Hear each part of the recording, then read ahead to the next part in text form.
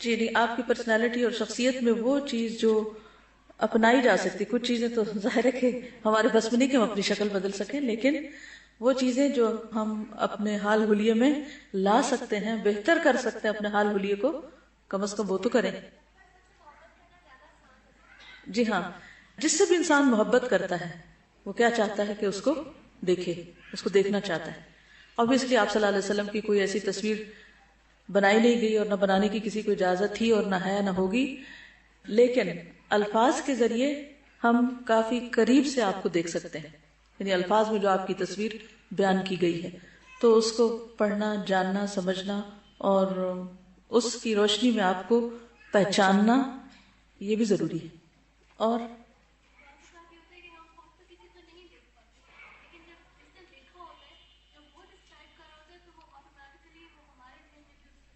بالکل بعض چیزیں ہم خود نہیں دیکھ پاتے، لیکن دیکھنے والے جب ایک اچھے طریقے سے اس کو ڈسکرائب کرتے ہیں تو ہم بالکل اس کو قریب قریب دیکھ لیتے ہیں. تو صحابہ کرام نے آپ کا حلیہ مبارک کس طرح بیان کیا، آج ہم اس کو انشاءاللہ پڑھیں گے. اور پھر یہ ہے کہ اس سے یہ بھی پتہ چلتا ہے کہ صحابہ کرام کو نبی صلی اللہ علیہ وسلم سے کتنی محبت تھی اور کس کس اینگل سے انہوں نے دیکھا اور کن کن الفاظ میں اس کو ڈسکرائب کیا.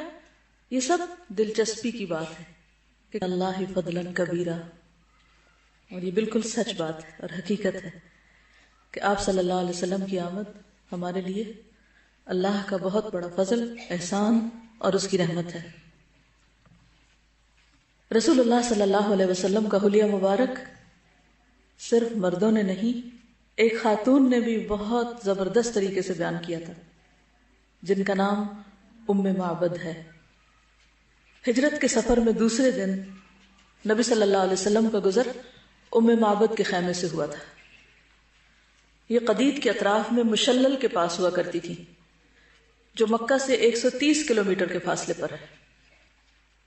آپ نے پوچھا ہل عندک شیء، کیا تمہارے پاس کچھ ہے؟ تو اس نے میزبانی سے معذرت کی اور بتایا کہ بکریاں دور دراز گئی ہوئی ہیں، یعنی بکریاں دور چرنے کے لیے گئی ہوئی ہیں، لیکن ایک بکری پیچھے ہے جو خیمے کے کونے میں ہے، بہت ہی کمزور مریل سی، جس میں دودھ کا ایک قطرہ بھی نہیں.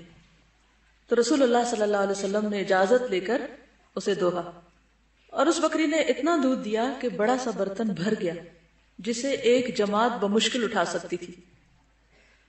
آپ صلی اللہ علیہ وسلم نے ام معبد کو بھی پلایا، وہ آسودہ ہو گئی تو اپنے ساتھیوں کو پلایا. پہلے اس خاتون کو پلایا جن کی وہ بکری تھی، وہ بھی آسودہ ہو گئے تو خود پیا. ترتیب ملاحظہ فرمائی. اور دوبارہ دوہ کر برتن بھر دیا اور اسے ام معبد کے پاس چھوڑ کر روانہ ہو گئے. جہاں گئے خیر ہی خیر، برکت ہی برکت. آپ کے جانے کے بعد ام معبد کا شوہر گھر پر آیا. اس نے دودھ دیکھا تو اسے تعجب ہوا. پوچھا کہ یہ کہاں سے آیا؟ تو ام معبد نے پوری بات بتلا دی اور نبی صلی اللہ علیہ وسلم کا سراپا سر سے پاؤں تک اور گفتگو اور طور اتوار، یعنی آپ کا جو سٹائل تھا، بہت باریکی سے بیان کیا. اس پر ابو معبد بول اٹھا، یہ تو واللہ صاحب قریش ہے، یہ تو وہی شخص ہے. میرا ارادہ ہے کہ آپ کا ساتھ اختیار کروں، آپ کا صحابی بن جاؤں، اور کوئی راستہ ملا تو ایسا ضرور کروں گا. دیکھا نہیں، صرف حلیہ کے بارے میں سن کر اس کو شوق پیدا ہو گیا. اور وہ صرف حلیہ نہیں تھا، ساتھ شخصیت بھی تھی، ساتھ آپ کا اخلاق اور کردار بھی تھا. ظاہری خوبصورتی اپنی جگہ اٹریکٹ کرتی ہے، لیکن اگر اس کے ساتھ اخلاق کی قوت شامل ہو جائے تو متاثر کیے بغیر نہیں چھوڑتی. تو ام معبد نے کیا کہا تھا؟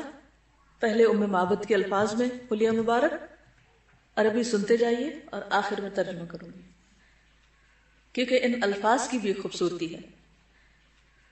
کہتی ہیں ظاہر الوداعۃ ابلج الوجہ حسن الخلق لم تعبہ خجلۃ ولم تزر به سعلۃ وسیم قسیم فی عینیہ دعج وفی اشفارہ وطف وفی صوتہ صحل وفی عنقہ سطع احور اکحل ازج اقرن شدید سواد الشعر اذا صمت علاه الوقار وان تكلم علاه البهاء اجمل الناس وابهاهم من بعيد واحسنه واحلاه من قريب حلو المنطق فصل لا نزر ولا هذر كأن منطقه خرزات نظم يتحدرن ربعة لا تقحمه عين من قصر ولا تشنأه من طول غصن بين غصنين فهو أنظر الثلاثة منظرا وأحسنهم قدرا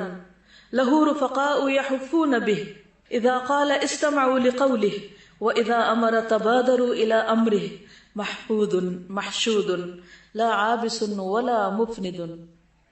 کتنا سمجھ آیا؟ بدوی عورت جو آپ کے نزدیک ان پڑھ ہے، اس کی زبان دیکھیے، الفاظ کا چناؤ دیکھیے کہ سمجھنے کے لیے ڈکشنری کنسلٹ کرنی پڑے، اگر آپ کو کرنی آتی ہے تو.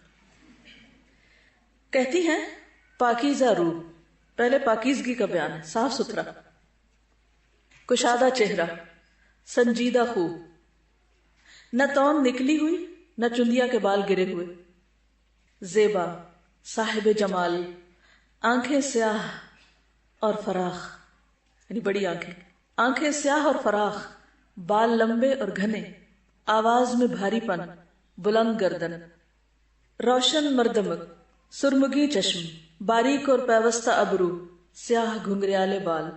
جب خاموش ہوتے تو وقار بلند ہو جاتا، بات کرتے تو بات واضح ہو جاتی. دور سے دیکھنے میں سب لوگوں سے زیادہ خوبصورت، بارونق، قریب سے نہایت شیریں و کمال حسین، یعنی بہت زیادہ حسین. شیریں کلام، واضح الفاظ، کلام کمی اور بیشی الفاظ سے معرہ، فالتو باتیں نہیں. تمام گفتگو موتیوں کی لڑی جیسی پروئی ہوئی، درمیانہ قد، نہ کوتاہی سے حقیر نظر آتے، نہ طویل کے آنکھ اس سے نفرت کرتی. دو شاخوں کے درمیان ایسی شاخ کی طرح جو مناسب ہو، زبندہ نہال کی تازہ شاخ، سب منظروں سے اچھا منظر اور سب سے زیادہ عزت والے. رفیق ایسے، یعنی دوست، ان کے ساتھی ایسے کہ ہر وقت اس کے گرد و پیش رہتے ہیں. جب وہ کچھ کہتے ہیں تو چپ چاپ سنتے ہیں، حکم دیتے ہیں تو تعمیل کے لیے جھپٹتے ہیں. مخدوم، مطاع، نہ کوتاہ سخن، نہ ترش رو، نہ فضول گو. انشاءاللہ میں اس کی آگے، چونکہ یہ ساری چیزیں آئیں گی تو وہاں ڈیٹیل بیان کروں گی، لیکن ام معبد نے صرف تھوڑی دیر میں آپ کی تمام خوبصورتی کا کم سے کم الفاظ میں بہترین نقشہ کھینچا، جس میں خلق اور خلق دونوں شامل ہیں. خلق کہتے ہیں جو فیچرز ہیں، اور خلق جو آپ کے عادات ہیں یا آپ کا اخلاق ہے یا آپ کا انداز ہے. صفات اور اخلاق. رسول اللہ صلی اللہ علیہ وسلم جمال خلقت اور کمال اخلاق میں سب سے بلند تھے. اس بارے میں بہت سی احادیث آئی ہیں، یہاں ان کے معنی اور مطالب کا خلاصہ پیش کیا جاتا ہے. چہرے سے شروع کرتے ہیں. چہرہ مبارک اور اس کے متعلقات.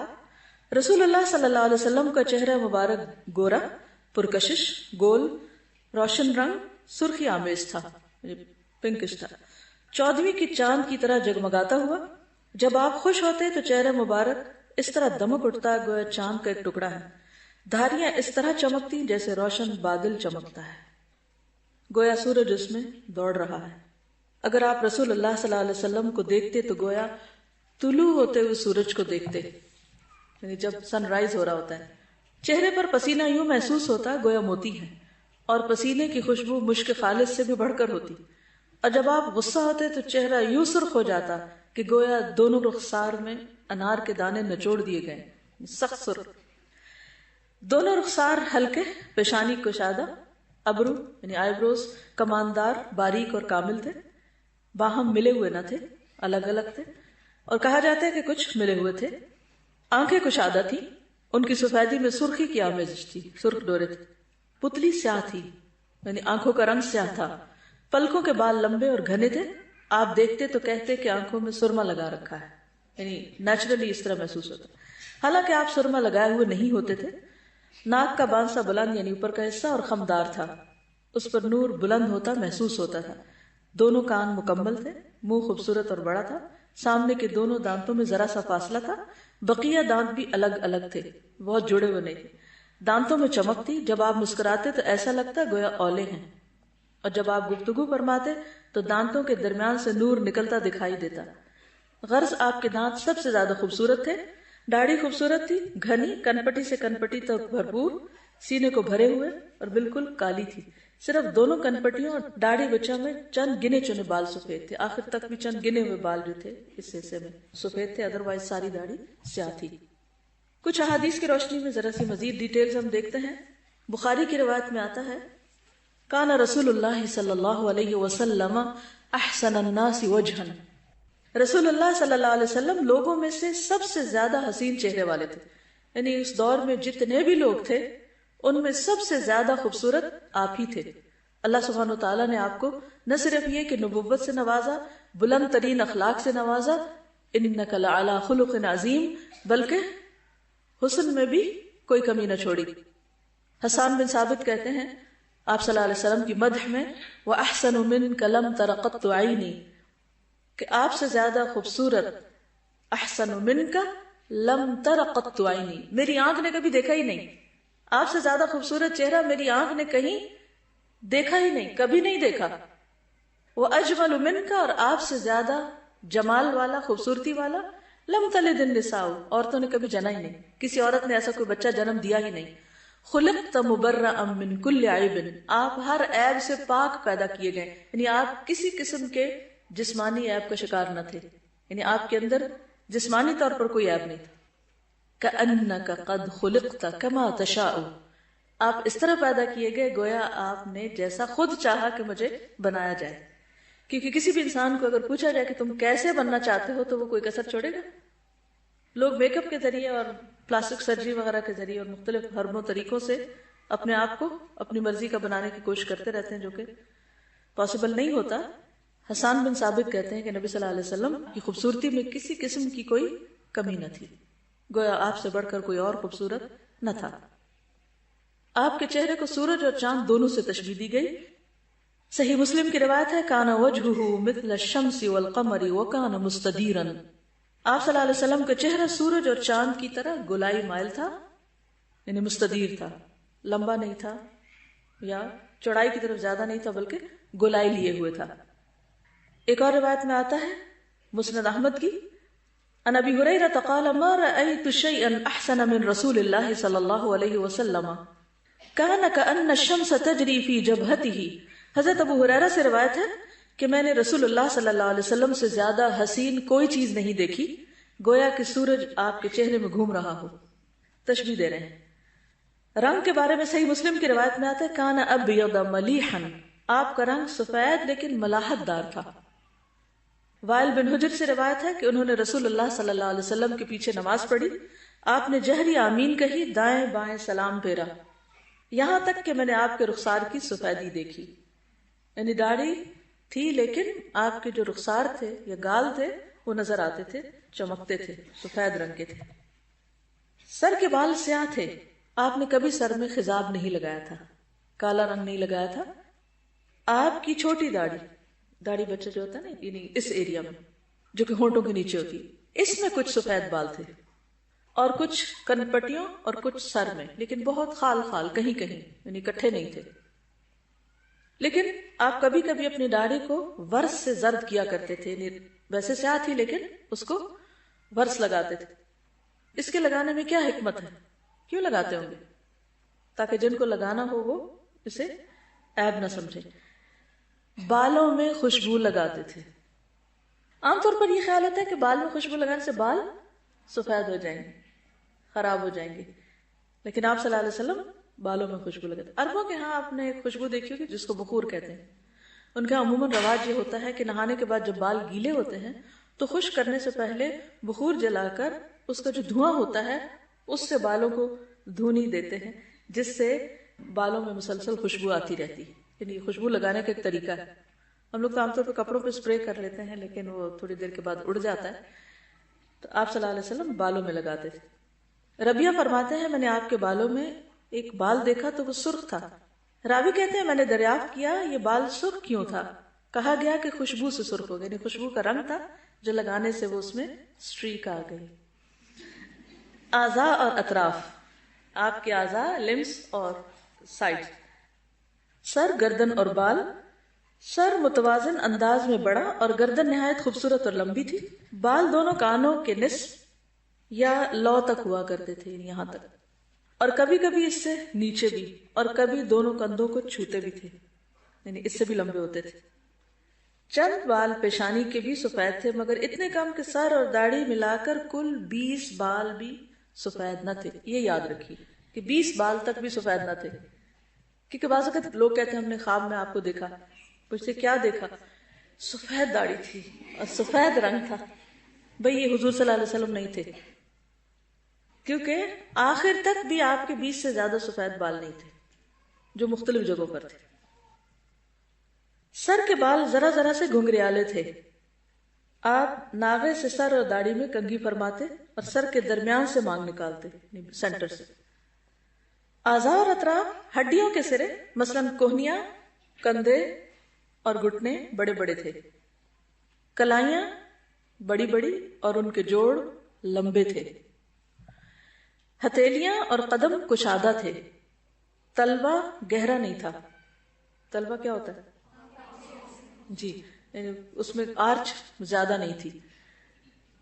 دونوں ہاتھ حریر اور دیباج سے زیادہ نرم، بہت سافٹ، برف سے زیادہ ٹھنڈے، یعنی آپ کے ہاتھ ٹھنڈے رہتے تھے، اور مشک سے زیادہ خوشبودار تھے.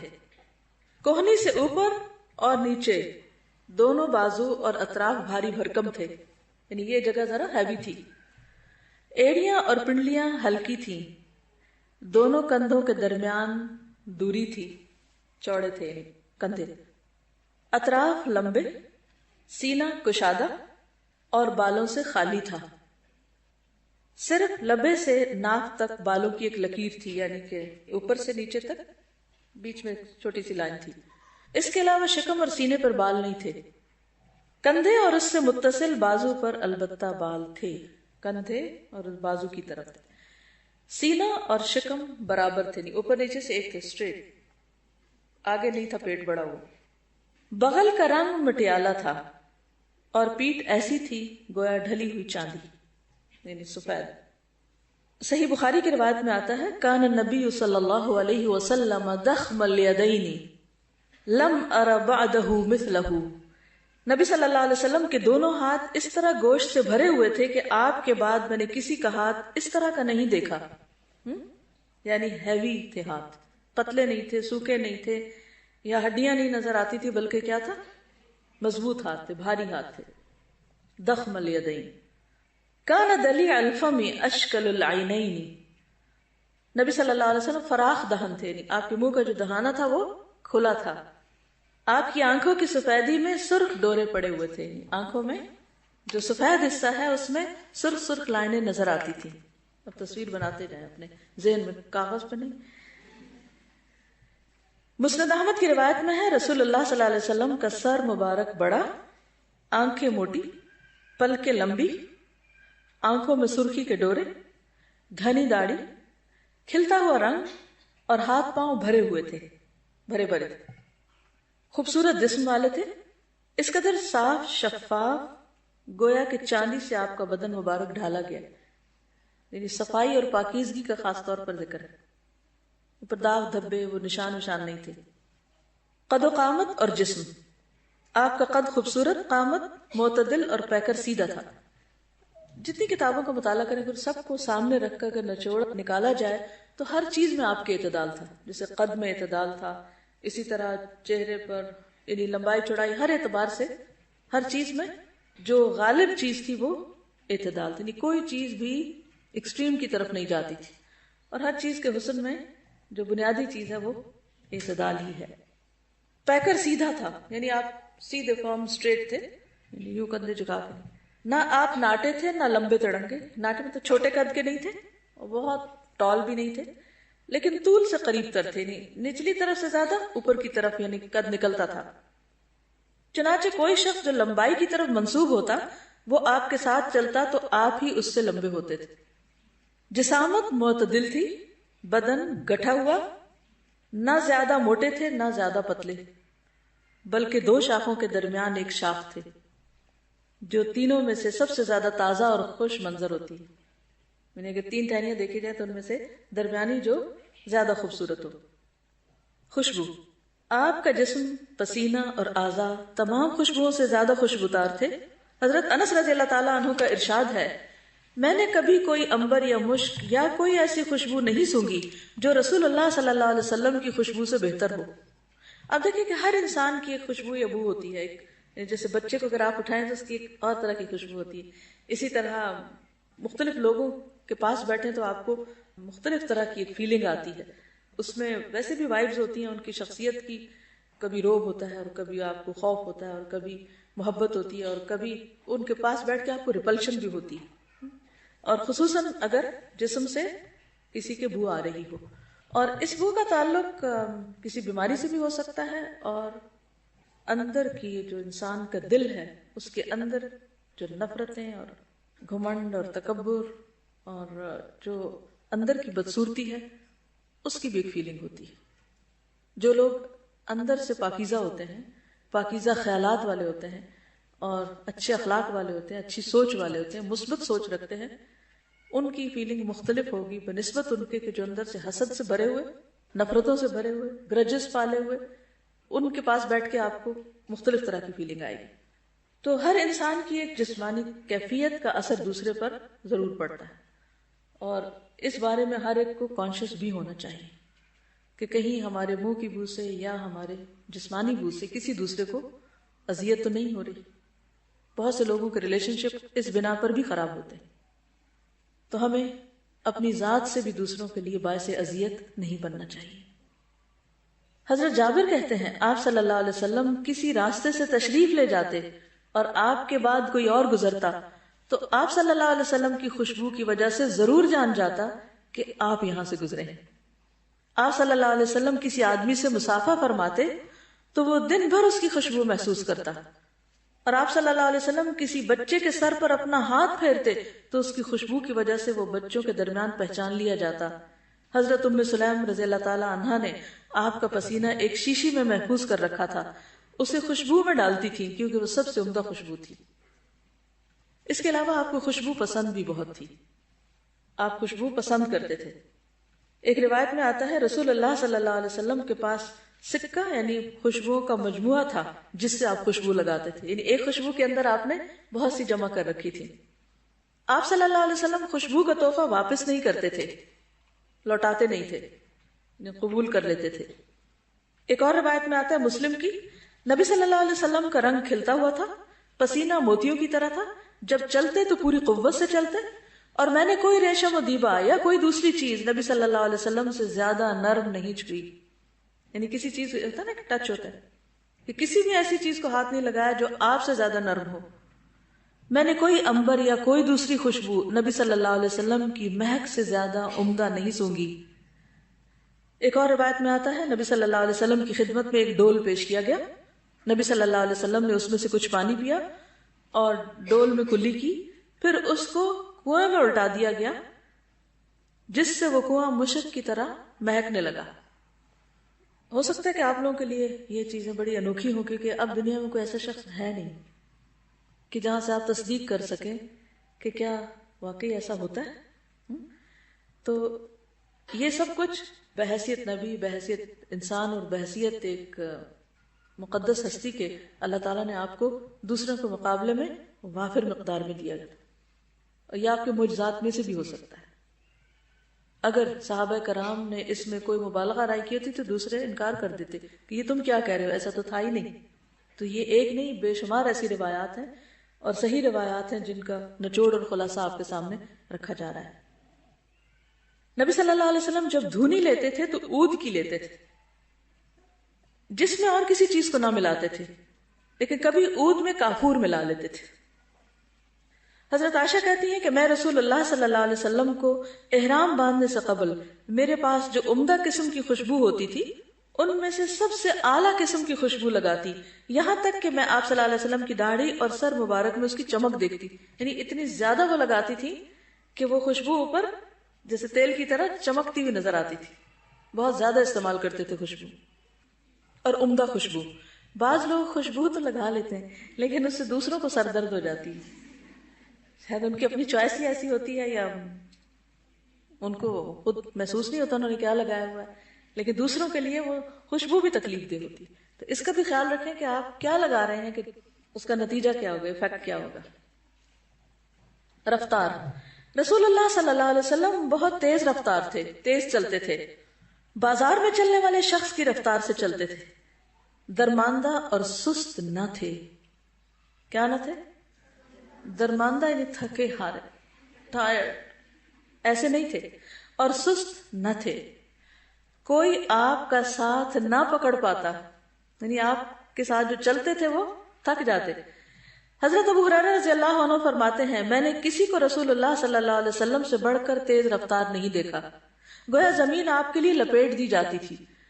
ہم تو اپنے آپ کو تھکا مارتے اور آپ بے پرواہی سے چلتے رہتے تھے، یعنی آپ کو پتہ ہی نہیں چلتا تھا، آپ کو فکر ہی نہیں ہوتی تھی، آپ کو سٹریس لے کے نہیں چل رہے ہوتے تھے.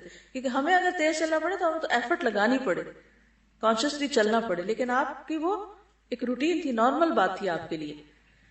آپ صلی اللہ علیہ وسلم جب قدم رکھتے تو پورا قدم رکھتے، تلوے میں گہرائی نہ تھی.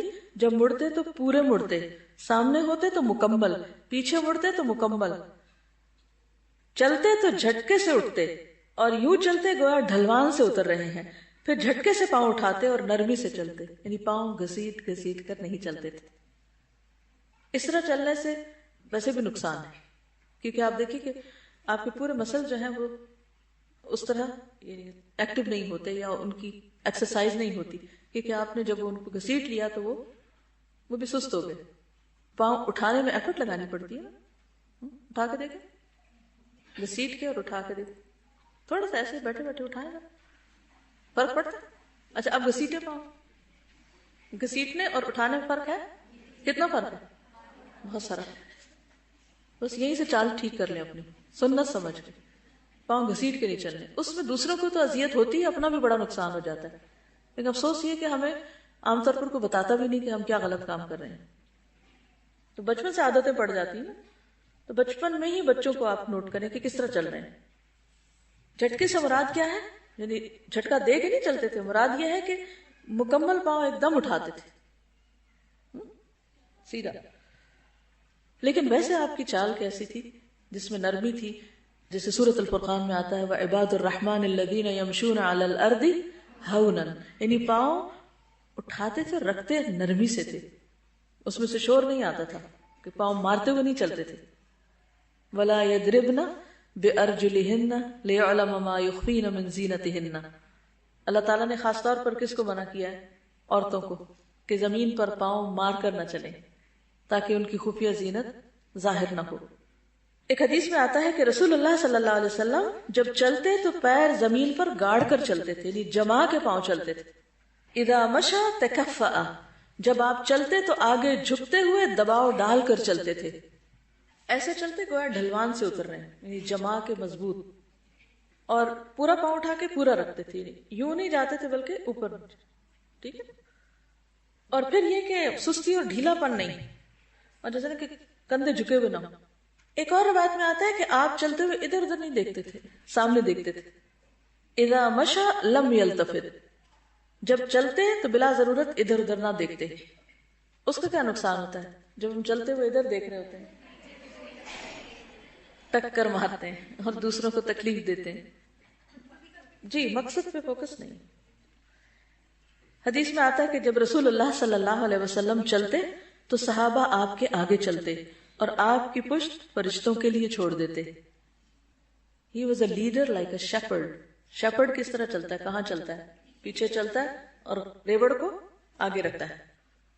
آواز اور گفتگو. رسول اللہ صلی اللہ علیہ وسلم کی آواز میں ہلکا سا بھاری پن تھا اور آپ شیریں گفتار اور باوقار تھے. خاموش رہتے تو باوقار، گفتگو کرتے تو پرکشش، بول ایسے گویا لڑی سے موتی جھڑ رہے ہیں. بات شروع کرتے تو اس کا پورا احاطہ کر کے ختم فرماتے. گفتگو دو ٹوک ہوتی. اچھا بعض لوگ ہوتے ہیں نا کہ ایک بات شروع کرتے ہیں، ابھی وہ پوری نہیں ہوتی تو اس کے اندر سے ایک اور شاخ نکال لیتے ہیں، ابھی وہ آدھی نہیں ہوتی تو اس میں سے ایک اور نکال لیتے ہیں. اینڈ آف دا ڈے یہ سمجھ نہیں آتی کہ موضوع کیا تھا، بات تھی کیا. لیکن آپ ایک بات پوری مکمل کرتے تھے. گفتگو دو ٹوک ہوتی، نہ مختصر نہ فضول، یعنی اتنی کم بھی نہیں کہ بندے کو بات ہی نہ سمجھ آئے کہ کیا کہا، دوسرا حیران پریشان ہے، اور نہ اتنی لمبی کہ سمجھنا ہے کہ شروع کہاں سے ہوئی تھی. ہر حرف واضح ہوتا، مخارج بہت اچھے تھے. آپ صلی اللہ علیہ وسلم فصیح و بلیغ اور رواں طبیعت تھے. نکھرے ہوئے کلمات بولتے تھے، نکھرے ہوئے یعنی الفاظ کھاتے نہیں تھے. بعض ہوتے ہیں نا، یا تو شروع جملہ ٹھیک بولتے ہیں آخر میں گول کر جاتے ہیں. بعض لوگ لفظ کا ابتدائی حصہ ٹھیک بولتے ہیں آدھے کے بعد ڈراپ کر دیتے ہیں، سمجھ نہیں آتی کیا کہا. بعض لوگ ناک میں بولتے ہیں، بعض اوقات یعنی پوری بات سمجھ نہیں آتی کہ کہا کیا گیا. آپ دیکھیے کہ خاص طور پر اگر آپ دین کا کام کر رہے ہیں تو آپ کو میسج کنوے کرنے کے لیے، چاہے پوئٹری میں ہو یا نثر یا نظم، کچھ بھی ہو، بات واضح کرنی، خواہ لکھنے میں کیوں نہ. بعض لوگ ڈیزائننگ کرنے لگتے ہیں تو وہ ڈیزائن اتنے چھا جاتے ہیں کہ پتہ نہیں چلتا کہ یہ ڈیزائن بنا کس لیے، کیا میسج ہے. تو ہمیشہ اصل مقصد سامنے ہونا چاہیے، کیا کہا جا رہا ہے، کیوں کہا جا رہا ہے، اور کس موقع پر کتنا کہنا ہے اس کو، اور کیسے کہنا ہے. یعنی لینگویج پلس ادائیگی دونوں ہی اہم ہیں. کوئی شخص خواہ کیسا ہی فصیح و بلیغ ہوتا آپ کی ہمسری نہ کر سکتا تھا. آپ نے فرمایا نا کہ انا افصح العرب. آپ صلی اللہ علیہ وسلم کو حکمت اور دو ٹوک خطاب کے ساتھ جامع کلمات عطا کیے گئے تھے. اوتیتو جوامع الکلم، کمپریہنسو بات کر سکتے تھے. ایک روایت میں آتا ہے کان طویل الصمت قلیل الضحک، زیادہ خاموش رہنے والے اور کم ہنسنے والے تھے. عام فہم گفتگو کرتے تھے. کان کلامہ کلاما فصلا، آپ کا کلام جدا جدا ہوتا کہ ہر سننے والا آپ کی بات کو سمجھ لیتا. گفتگو میں ٹھہراؤ ہوتا، ٹھہر ٹھہر کے بات کرتے. ترتیل اور ترسیل دو لفظ یاد رکھیے، ترتیل اور ترسیل، صحیح پنکچویشن اور صحیح وقفے. آپ کی گفتگو گنی جا سکتی تھی، یعنی اگر آپ کی زبان سے نکلے ہوئے الفاظ کو گننا چاہتا تو گن سکتا تھا. ضروری بات 3 دفعہ دہراتے تھے تکرار کے لیے، لیکن 3 دفعہ سے زیادہ نہیں، یہ بھی یاد رکھیے. ایک اور حدیث میں آتا ہے کانا لا یراجع بعد 3، 3 کے بعد نہیں دہراتے تھے. ٹھیک ہے، دوسروں کی سمع خراشی کرنے والی بات ہو جاتی. گفتگو کرتے ہوئے آسمان کی طرف نظر اٹھاتے. کچھ لوگ بات کرتے ہیں تو نیچے ہی دیکھتے رہتے ہیں، اس کو وہ شرم و حیا اور غض بصر اور اخلاق اور احترام اور سب کچھ سمجھتے ہیں اور دوسرے کو بیزار کرتے ہیں. احترام اپنی جگہ ہے، لیکن بات انسان کو دوسرے کے لیول پہ کرنی چاہیے. تو اوپر دیکھتے تھے، مراد یہ ہے کہ نیچے کی زمین کو دیکھ کے بات کرنے کی بجائے اس کا رخ، یعنی اگر دیکھنا ہی ہوتا تو سامنے کے بعد نیچے نہیں اوپر. اس سے فرق پڑتا ہے. یعنی جب آپ بات کرتے کرتے ایسے کر لیتے ہیں تو گھبراہٹ ہوتی دوسرے کو، لیکن اگر بات کرتے کرتے آپ تھوڑا اوپر دیکھ لیتے ہیں تو اس سے امیجنیشن یا تخیل میں ہلکا سا جانے کا ایک افیکٹ ملتا ہے جو خوبصورت بنا دیتا ہے گفتگو.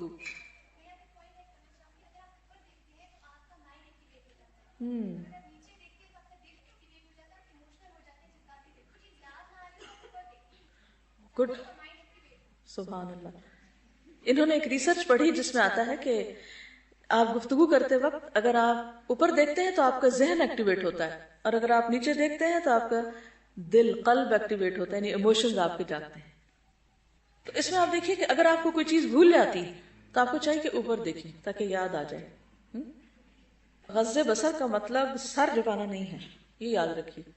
غض بصر کا مطلب یہ ہے کہ نگاہ کو اس ٹارگٹ سے ہٹا دیا جائے، بس، یعنی کہ انفوکسڈ ہو جائے.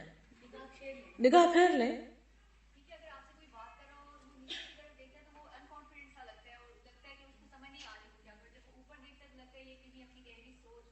جی بالکل، جی ہاں، بچوں کا کانفیڈنس ہی خراب کر دیتے ہیں. نیچے دیکھو، نیچے دیکھو. اصل میں خوبصورتی اعتدال میں ہے. اعتدال کیا ہے کہ آپ جس سے بات کر رہے ہیں اس کی طرف دیکھ کے بات کر رہے ہیں، ادھر ادھر نہ دیکھیں، کیونکہ آپ صلی اللہ علیہ وسلم ادھر ادھر نہیں دیکھتے تھے. مثلا بات آپ کسی سے کر رہے ہیں اور دیکھ آپ ادھر ادھر رہے ہیں، اس کی طرف توجہ نہیں کر رہے جس سے آپ بات کر رہے ہیں، تو دوسرے کو گھبراہٹ ہونے لگتی ہے. پھر ہم شکایت کرتے ہیں ہم سے تو کوئی بات کرنا پسند ہی نہیں کرتا. بہرحال ہم تو اوپر دیکھیں گے سنت سمجھ کر، ریسرچوں کا ہمیں نہیں پتا، ٹھیک ہے، اور اسی میں خیر بلائی ہو جائے گی.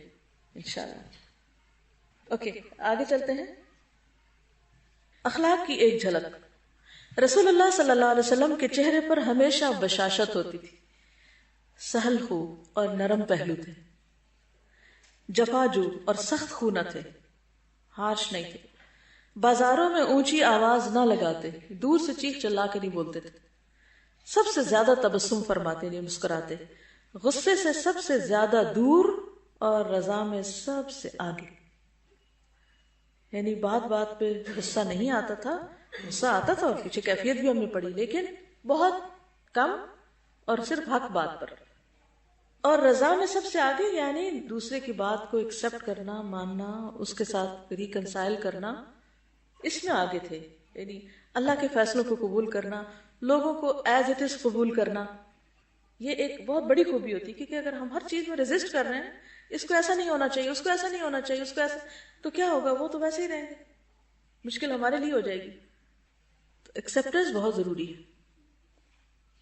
دو کاموں میں جو زیادہ آسان ہوتا اسی کو اپناتے، بشرطے کہ وہ گناہ کا کام نہ ہو۔ اگر گناہ کا کام ہوتا تو پھر اس سے سب سے زیادہ دور ہوتے تھے۔ اپنی ذات کے لیے کبھی انتقام نہ لیا، البتہ اللہ کی حرمت پامال کی جاتی تو اس کے لیے انتقام لیتے۔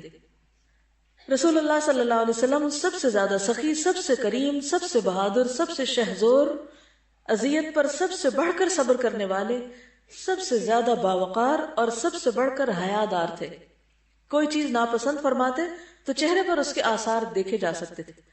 اپنی نظر کسی کے چہرے پر جماتے، نہ ناپسندیدگی کے ساتھ کسی کا سامنا کرتے، یعنی کسی کو گھور گھور کے نہیں دیکھتے تھے، اور نہ کسی کو دیکھ کر ماتھے پہ بل اور منہ پھلانا اور ناپسندیدگی کا اظہار ایسا نہیں کرتے تھے۔ ہم لوگ ذرا سا کوئی مرضی کے خلاف بات ہو تو ایک دم ہمارے چہروں پہ آ جاتی، ایسے ہی ہوتا ہے، فوراً ہمارا چہرہ بگڑنے لگتا ہے۔ کیا یہ سنت کی پیروی نہیں نا؟ کنٹرول کرنا ہے نا ہمیں۔ ٹھیک ہے، ہر وقت ہر ایک کی ہر بات اچھی نہیں لگ سکتی اور نہ ہو سکتی، انسانوں کو کمزور سمجھیں، ان میں کمزوریاں ہیں، غلطیاں ہیں، اور وہ یہ غلطیاں دہراتے رہیں گے، جیسے ہم غلطیاں دہراتے رہتے ہیں، ریپیٹ کرتے ہیں، دوسرے بھی اسی طرح ہیں، ان کو بھی آپ سپیس دیں، انہیں بھی کرنے دیں۔ ہمارا موڈ آف کیوں ہوتا ہے؟ مثلا بچے ہیں گھر میں اور لوگ ہیں، کس وقت آف ہوتا ہے ہمارا موڈ؟ جب ہم ایک دفعہ کسی کو کوئی بات بتاتے ہیں اور وہ نہیں مانتا تو پھر ہمارا چہرہ بگڑتا ہے، پھر ہماری زبان کھلتی، پھر اس کے بعد ہاتھ اٹھتا ہے، پھر کوئی فرنیچر اٹھ جاتا ہے یا کچھ اور بعض لوگ تو پہلے ہی درجے پہ آخری مرحلے پہ پہنچے ہوتے ہیں۔ لیکن نبی صلی اللہ علیہ وسلم کا چہرہ ایسا نہیں ہوتا تھا۔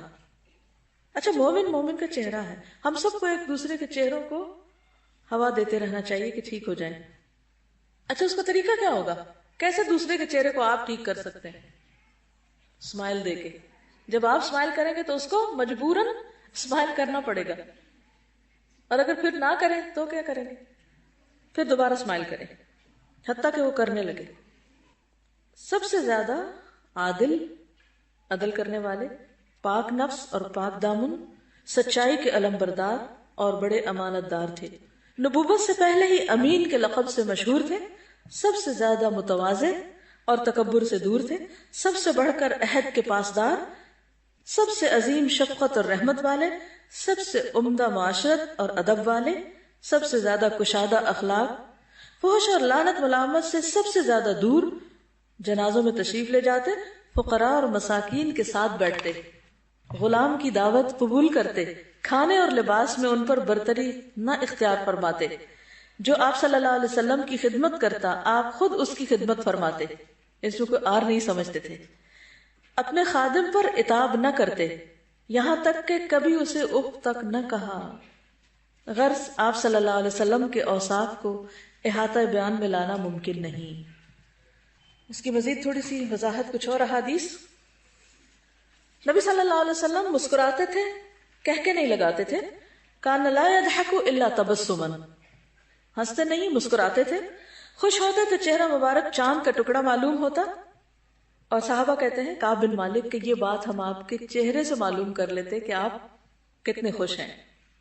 لوگوں کو آپ سے دھکیلا نہ جاتا تھا، یعنی اگر آپ کراؤڈ میں سے گزر رہے ہیں تو دوسروں کو آگے سے ہٹایا نہیں جاتا تھا کہ ہٹو ہٹو ہٹو بچوں کی آوازیں نہیں آتی تھیں آپ کے مجمع میں. آپ اپنے رستے پر خود چلتے تھے اور لوگ رستہ دیتے جاتے تھے. بڑے کو عزت دیتے دائیں جانب سے شروع کرتے. مثلا جیسے مسواک کرتے یا کچھ پیتے تو آغاز دائیں جانب سے کرتے. جب بھی آپ سے کچھ مانگا جاتا آپ ضرور عطا کرتے. اگر کوئی چیز موجود نہ ہوتی تو خاموشی اختیار کر لیتے. اچھا ہم کیا کرتے ہیں؟ تعویلیں دینی شروع کر دیتے ہیں اور تشریح کرنے لگتے ہیں کہ ہم اس لیے نہیں دے پا رہے، پھر ایسا ہے ویسا ہے، یہ اپنے عذر اور مجبوریاں سنانے لگتے ہیں. اس سے دوسروں کی سبق خراشی ہوتی ہے. ہے تو ٹھیک، نہیں تو بات ختم. ہدیہ قبول کرتے اور بدلہ دیتے تھے. جب پہلا پھل لایا جاتا تو برکت کی دعا کرتے اور چھوٹے بچے کو دیتے تھے. اچھا ہم جب ایک اصول بنا لیتے نا کہ دائیں جانب سے شروع کرنا ہے، پھر ہر چیز میں دائیں جانب ہماری ہوتی ہے. اس میں پھر ہم اس اصول سے خلاف نہیں جاتے. تو بعض جگہ پر بعض چیز آپ نے بڑے کو پہلے دی، بعض چیز آپ نے چھوٹے کو پہلے دی. مثلا نیا پھل آپ چھوٹے کو پہلے دیتے. کیوں؟ بالکل، بچے انتظار نہیں کر سکتے، ان کو جلدی ہوتی. لیکن بعض چیزیں ان میں آپ نے اس چیز کی ترتیب کا لحاظ رکھا تو آپ نے دائیں طرف سے اس کو شروع کیا. جیسے خاص طور پر اگر ایک پراپر مجلس ہوتی. ابو ہریرہ کہتے ہیں کہ لوگ جب پہلا پھل دیکھتے تو رسول اللہ صلی اللہ علیہ وسلم کی خدمت میں پیش کرتے تھے. آپ یہ دعا پڑھتے: اے اللہ ہمارے لیے ہمارے پھلوں، ہمارے شہر، ہمارے ساع اور مد یعنی پیمانوں میں برکت پیدا فرما. اے اللہ ابراہیم علیہ السلام تیرے دوست، بندے اور نبی تھے. انہوں نے تجھ سے مکہ کے لیے دعا کی تھی. میں بھی تیرا بندہ اور نبی ہوں. میں تجھ سے مدینہ کے لیے وہی کچھ مانگتا ہوں جو انہوں نے مکہ کے لیے مانگا تھا، بلکہ اس سے دگنا. آپ دیکھیے کہ ہم کہتے نہیں یہ تو ادب کے خلاف ہو جائے گا، اور مکہ تو اس میں اللہ کا گھر ہے، اور ہم اس سے زیادہ کیسے مانگ سکتے ہیں کہ اللہ ہمارے شہر کو بھی برکت دے دے. لیکن آپ صلی اللہ علیہ وسلم نے مدینہ کے لیے مکہ سے بھی بڑھ کے برکت مانگی اور اللہ نے اس میں برکت ڈالی. تو اللہ تعالیٰ کے خزانے بہت وسیع ہیں، اس میں کمی نہیں ہے. ہم مانگنے میں کوتاہی کرتے ہیں، ہم مانگنے سے کتراتے ہیں. تو مانگتے رہیے. اور یوں بھی مانگ سکتے ہیں اللہ جیسے نبی صلی اللہ علیہ وسلم نے مدینہ کے لیے مانگا، ہم وہ اپنی اس جگہ کے لیے مانگتے رہیے، اس سے بھی زیادہ مانگتے. اب کچھ اور آپ کی صفات اور اخلاق کا ذکر کروں گی تاکہ ہم بھی صاف ستھرے ہو جائیں. تھوڑے منہ کی صفائی، کثرت سے مسواک کرتے تھے. جب بھی رات میں سو کر اٹھتے تو مسواک ضرور کرتے. گھر میں داخل ہوتے تو مسواک کرتے. ہم عام طور پر نکلتے وقت تو کر لیتے ہیں لیکن واپس جا کے نہیں کرتے. سر پر اکثر تیل لگاتے تھے اور پانی لگا کر اپنی داڑھی میں کنگھی کرتے تھے، یعنی پانی سے بالوں کو اسٹریٹ کر لیتے. حضرت عائشہ کہتی ہے کہ نبی صلی اللہ علیہ وسلم جب جنابت کی حالت میں سونے کا ارادہ کرتے تو پہلے وضو کر لیتے، جیسے نماز کے لیے وضو کرتے ہیں. یعنی اگر غسل نہیں کر سکتے تھے تو وضو پر اکتفا کرتے. نبی صلی اللہ علیہ وسلم کے پاس کپڑے کا ایک ٹکڑا تھا جس سے وضو کے بعد اعضاء خشک کرتے تھے. بعض جگہوں پر خشک نہ کرنے کی بات بھی آتی اور بعض جگہ خشک کرنے کی بات بھی آتی. فرق کس چیز کا ہے؟ مثلا گرمیوں میں اگر آپ خشک نہیں کرتے تو اچھا لگتا ہے ٹھنڈا ٹھنڈا، لیکن سردیوں میں اگر آپ خشک نہیں کرتے تو آپ بیمار ہو سکتے ہیں. اور ایسا نہیں کہ مدینہ میں سردی نہیں ہے، مدینہ میں بھی سردی پڑتی ہے ٹھیک ٹھاک. تو اس لیے آپ خشک کیا کرتے تھے. اصل میں کم علمی جو ہوتی ہے نا وہ خطرناک ہوتی ہے.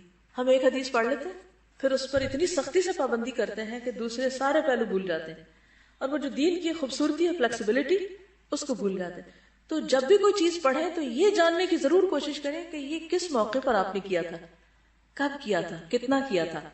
اس سے خود بخود معاملات میں آپ کی خوبصورتی آ جائے گی. پھر اسی طرح آپ صلی اللہ علیہ وسلم اپنی عبادات میں بھی بہت پنکچول تھے. مشکلات میں نماز پڑھتے، نماز میں روتے بھی تھے، دعائیں کرتے، دنیا اور آخرت کی بھلائی کی دعا کثرت سے کرتے. اسی طرح آل محمد کے لیے بقدر ضرورت رزق کی دعا کرتے. آپ کی دعا ہے اللہم اجعل رزق آل محمد قوتاً، اے اللہ محمد صلی اللہ علیہ وسلم کی آل کو بقدر ضرورت رزق عطا فرما. بہت زیادہ نہیں مانگا تو بگاڑ کا سبب ہوگا. لباس پہنتے وقت، اتارتے وقت دعا پڑھتے. آپ کے لباس میں سرخ جبہ بھی تھا. ہم سمجھتے ہیں کہ مرد شاید سرخ لباس استعمال ہی نہیں کر سکتے.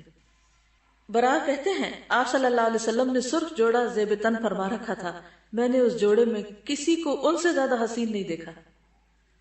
ورس اور زعفران سے رنگی ہوئی چادر بھی آپ نے پہنی. زعفران کا کلر کون سا ہوتا ہے؟ یلو. تو اس سے پتہ چلتا ہے کہ اگر کبھی یلو کپڑا پہننا ہو تو پہنا جا سکتا ہے.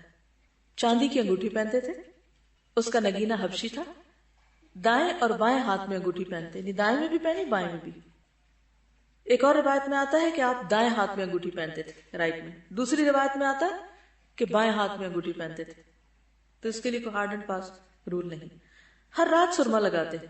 آپ کے پاس ایک سرما دانی تھی جس میں سے آپ ہر رات 3 مرتبہ ایک آنکھ اور 3 مرتبہ دوسری آنکھ میں سرما لگاتے تھے. طاق عدد میں لگاتے تھے، یعنی 1 یا 3. آپ کے جوتوں میں تسمے تھے. تسمے کیا ہوتے ہیں؟ لیسز. چمڑے کے جوتے پہنتے تھے. نجاشی نے آپ کے لیے موزوں کا سیاہ جوڑا بھیجا جو غیر منقوش تھا. آپ نے اسے پہنا اور وضو کرتے ہوئے اس پر مسح کیا. کھانے کے بعد انگلیاں چاٹ لیتے. ٹیک لگا کے نہیں کھاتے تھے، گھٹنوں کے بل بیٹھ کر کھاتے تھے. آپ کو مکھن پسند تھا، کدو پسند تھا. کل کے لیے کچھ نہ رکھتے تھے، فریج نہیں تھا. کھانا دسترخوان پر رکھ کے کھاتے تھے. کھانے میں کبھی کوئی عیب نہیں نکالا. پسند ہوا تو کھا لیا، پسند نہ ہوا تو چھوڑ دیا. آپ صلی اللہ علیہ وسلم کا ایک برتن تھا، سہنک، بڑی جو تھال ہوتا ہے، اسے 4 آدمی اٹھاتے تھے. تو جب اکٹھے کھانا کھاتے تھے، یعنی کہ اتنا بڑا تھا، ظاہر ہے 4 آدمی اٹھانے ہو کتنا ہیوی ہوگا، تو سارے اسی میں کھانا رکھ کے سب وہیں، الگ الگ پلیٹوں میں نہیں کھاتے تھے، ایک جگہ سے کھاتے تھے. آپ کا تکیہ جس پر رات کو سویا کرتے تھے چمڑے کا تھا جس میں کھجور کی چھال بھری ہوئی تھی. سونے کا ارادہ فرماتے تو دائیں ہاتھ کا تکیہ بناتے. آپ کے کندھا مبارک پر مہر نبوت تھی، کبوتر کے انڈے کی طرح. اس کا رنگ آپ کے جسم مبارک کے مشابہ تھا. اس میں سرخی تھی تھوڑی تھوڑی، وہ جو مہر تھی آپ کی، اس میں تھوڑا گوشت ابھرا ہوا تھا. اب آپ کچھ کہنا چاہیں تو تشریف لیں. السلام علیکم. اتنا اچھا لگ رہا ہے، ایسا لگتا ہے جیسے ملاقات ہی ہو گئی ہو کسی سے. اتنی ڈیٹیل میں ایک ایک چیز کا پتہ چلا. اس کی خوشی بہت زیادہ ہوئی ہے اور ایک دکھ اپنے اوپر ہو رہا ہے کہ ہم لوگ ان چیزوں سے کیوں نہیں اس وقت میں آشنا ہوتے کہ جب اپنی پرسنالٹی کو ہم مولڈ کرنے کے قابل ہوتے. خیر، اٹس نیور ٹو لیٹ. ابھی بھی ہمیں جن چیزوں کا پتہ چل گیا ہے، اگر ہم آہستہ آہستہ اگر ایک ایک پوائنٹ کو بھی لیں تو انشاءاللہ اللہ تعالیٰ تو ہر چیز پہ قادر ہے. اللہ کے لیے تو کوئی لمٹ نہیں ہے نا، لمٹس تو ہم نے اپنے لیے رکھی ہوئی ہیں. تو میرا دل چاہتا ہے کہ اگر ہم اور کچھ بھی نہ کر سکیں تو ایٹ لیسٹ ہم پلیزنٹ اور سافٹ تو ہو سکتے. یہ ہارشنس جو ہے یہ ایک بیماری کی طرح پھیل گئی ہے. مجھے بہت افسوس ہوتا ہے، چھوٹے چھوٹے بچے اتنے ہارش ہو گئے ہیں. آبویسلی وہ ہر وقت ایک ہارش لہجہ سننے کے عادی ہوتے ہیں تو وہی امیٹیٹ کرتے ہیں جو وہ سنتے ہیں. تو بڑوں کا فرض بنتا ہے کہ وہ ایک دوسرے کے لیے بھی نرم ہو جائیں، ذرا سافٹ ہو جائیں. اور یہی بہت بڑی خوبصورتی ہوتی ہے سافٹنس. یہ جو آپ نے بات کی ہے نا کہ بچوں کے اندر بھی سختی آ گئی ہے، لٹرلی آپ بعض اوقات بچوں سے سلام کرتے ہیں تو ایسا لگتا ہے جیسے کسی اکڑی ہوئی چیز سے آپ سلام